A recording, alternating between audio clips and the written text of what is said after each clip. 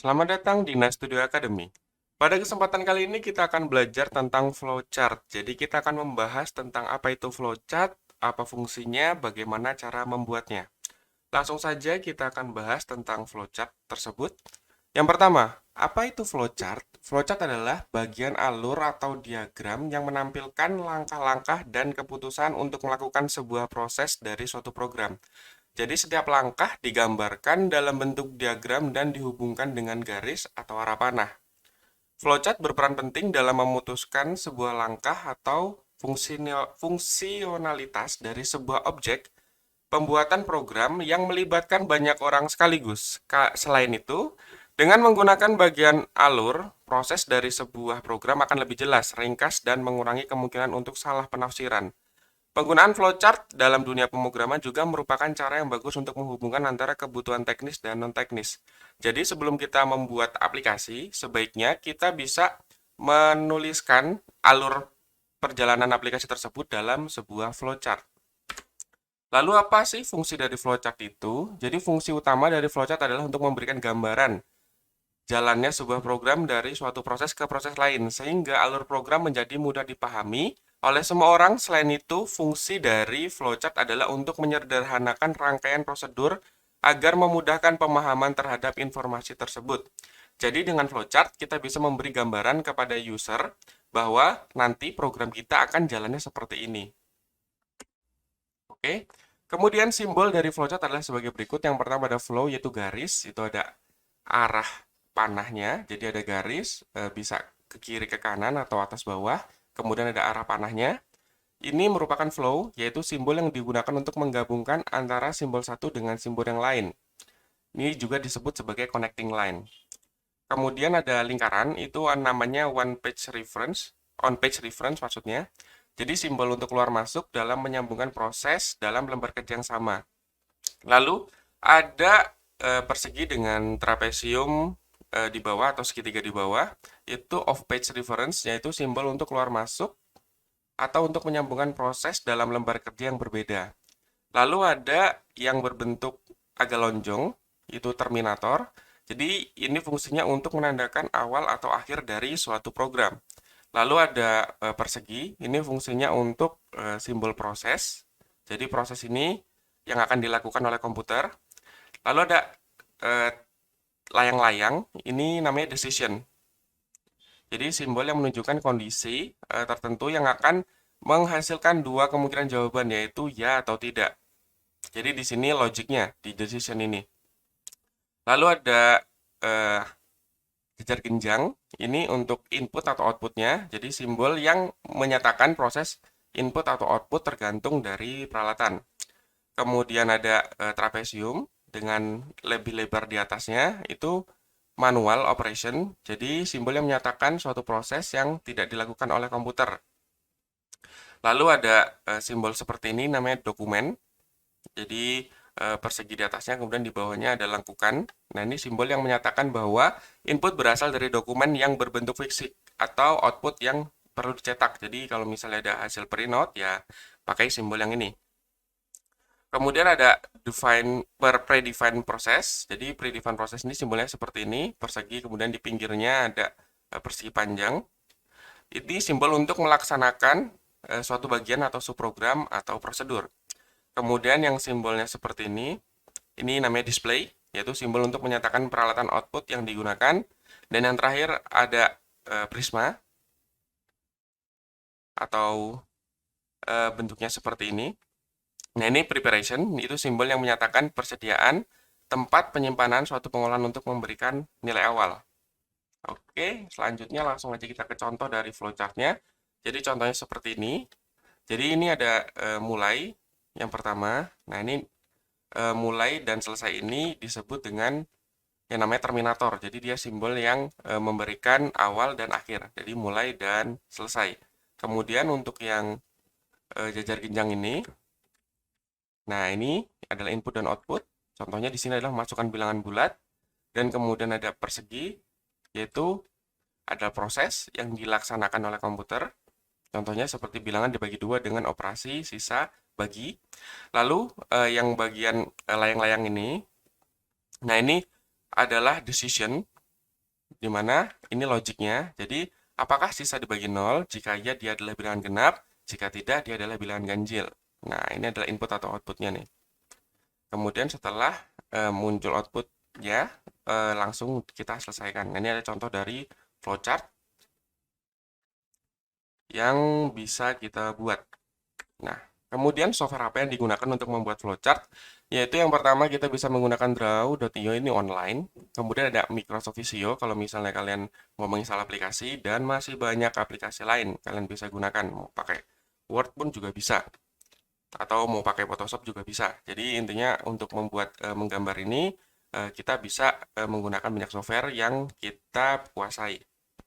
Oke, langsung saja kita buka browser untuk mencoba Draw.io. Oke, kita buka, alamatnya adalah Draw.io. Kita akan coba yang online. Nah, kemudian ketika muncul Draw.io seperti ini, kalian pilih Create New Diagram atau Exiting kalau sudah punya. Misal saya buat Create New Diagram. Nah, di sini ada banyak nih jenisnya. Mau gunakan apa? Di sini saya akan coba blank saja, kosong. Oke, kemudian saya create. Nah, di sini beri nama untuk file XML nanti yang akan kita simpan. Saya taruh di desktop, misalnya namanya misalnya pendaftaran. Oke, kemudian saya simpan. Nah, ini adalah tampilan kosong untuk membuat flowchart. Nah, di sebelah kiri ini ada panel untuk menampilkan apa saja yang akan kita gunakan untuk membuat flowchart. Nah, di sini di bagian bawah ini ada pilihan flowchart. Oke, pertama kali ketika kita membuat flowchart, kita harus buat titik mulainya. Jadi tadi untuk mulai kita bisa menggunakan ini, simbol ini. Jadi kita tulis start. Oke. Nah, di sini contohnya saya akan membuat flowchart untuk aplikasi pendaftaran lah, misalnya aplikasi pendaftaran siswa. Jadi pertama yang harus dilakukan ketika melakukan pendaftaran adalah untuk memasukkan data diri. Jadi saya masukkan input. Oke, di sini saya masukkan input. Misalnya memasukkan, ini saya lebarkan terlebih dahulu supaya lebih bisa dilihat. Memasukkan misalnya data diri. Oke. Nah, kita letakkan di sini. Kemudian kita beri garis penghubung. Jadi arahnya ke bawah. Nah, setelah memasukkan data diri, kemudian aplikasi akan melakukan proses untuk mengecek data. Langsung kita buat fungsi untuk proses dari programnya. Oke. Nah, di sini mengecek apakah data sudah ada. Oke, aplikasi akan langsung melakukan proses mengecek apakah data sudah ada. Lalu kita ini arahkan ke bawah. Baik. Setelah selesai mengecek aplikasi apakah sudah ada, kita buat decision atau logikanya. Sudah ada. Nah, ini kemudian arahkan panah ke bawah lagi. Kita hubungkan dengan decision-nya. Apakah sudah ada?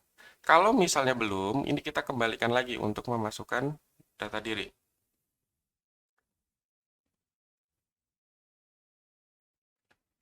Oke, ini kita geser biar lebih enak dilihat. Nah, kira-kira seperti ini. Ini kita berikan teks.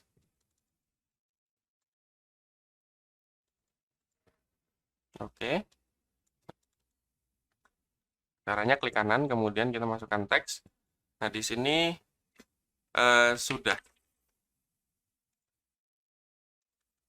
Atau klik 2 kali saja juga bisa sih. Klik 2 kali di bagian ininya, garisnya. Nah, ini kita isi. Apakah sudah ada? Kalau misalnya sudah, jika sudah ada, maka dia diminta untuk memasukkan lagi. Ini kan untuk pendaftaran. Kalau misalnya sudah ada, dia tidak boleh. Kemudian jika belum, maka kita akan melakukan proses lagi di komputer. Nah, kita masukkan lagi prosesnya.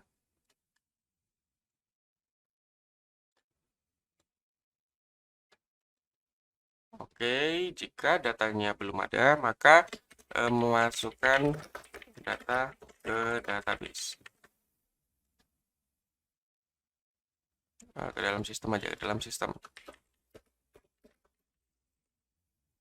Oke, jika belum ada, dia akan memasukkan data ke dalam sistem.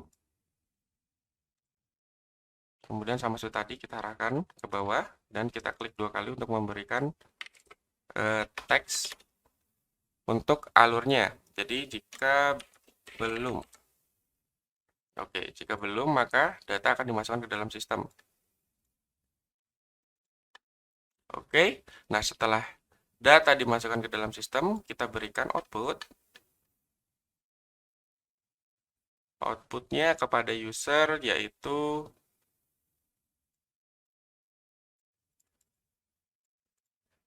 pendaftaran berhasil.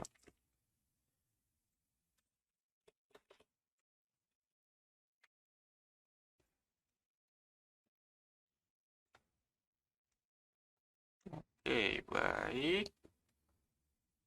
Nah, kemudian kita berikan terminator kembali untuk stopnya.